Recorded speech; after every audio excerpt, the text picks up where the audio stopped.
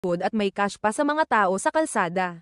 Sa kabila ng masungit na panahon na dulot ng bagyo at habagat, hindi nagdalawang isip ang kapamilya actress at vlogger na si Ivana Alawi na tumulong sa mga nangangailangan.